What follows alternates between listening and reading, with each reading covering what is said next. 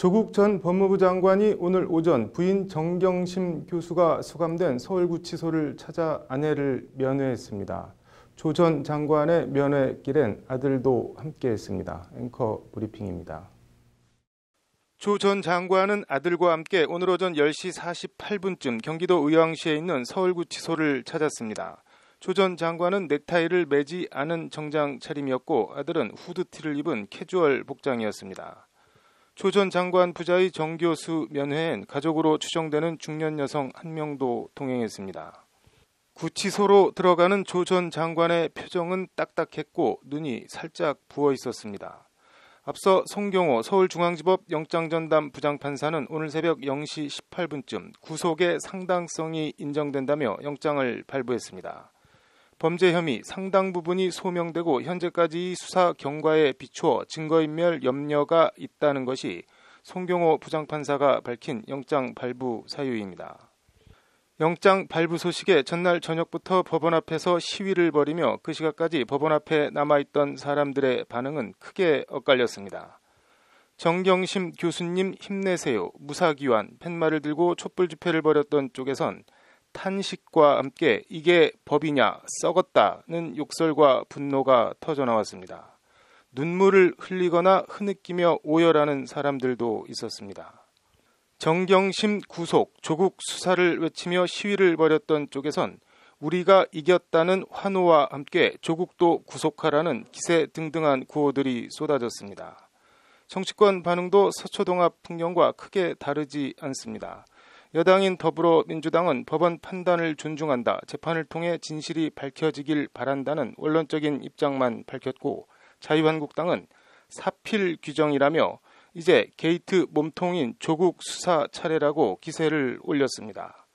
청와대는 입장이 없다는 입장을 밝힌 가운데 내심 당혹해하는 분위기입니다.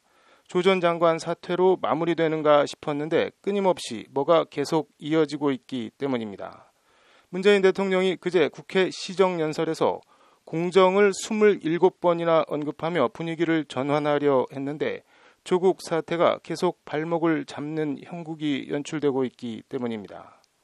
실제 한국당은 조국과 공수처를 한 세트로 묶어 명백한 위법 행위가 확인되지 않았다며 조 장관 임명을 강행한 문 대통령의 사과를 요구하며 계속 쟁점화하고 있습니다. 반면 검찰개혁 촛불을 들고 있는 쪽에선 일개 민간인에 대해 압수수색만 수십 번에 달하는 이런 과잉 수사가 어딨냐고 목소리를 높이며 수사 자체가 부당하다고 외치고 있습니다.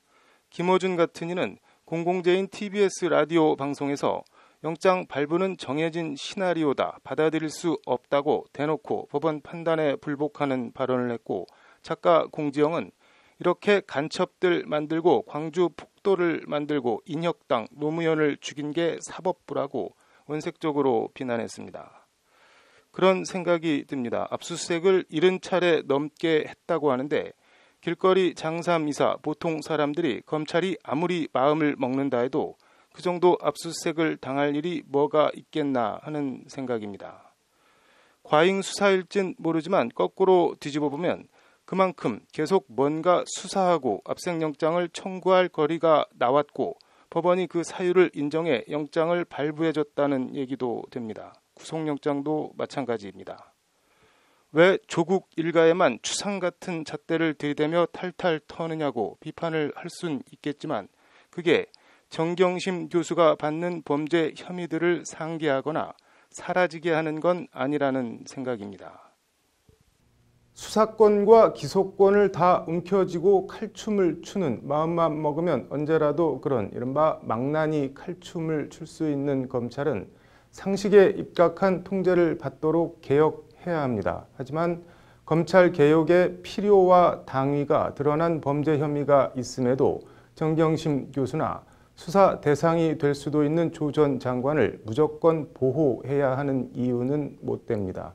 반대로 조국을 이유로 공수처나 검경 수사권 조정 등 검찰개혁 발목을 잡기 위한 반대를 위한 반대, 정쟁을 위한 정쟁의 수단으로 조 전 장관의 표현을 빌리자면 불쏘시개로 쓰여서는 안 됩니다. 그러니 이제 이쪽도 저쪽도 조국 전 장관 가족을 그만 놓아주고 수사와 재판을 차분히 지켜보고 해야 할 일 하는 것이 어떨까 합니다. 앵커 브리핑이었습니다.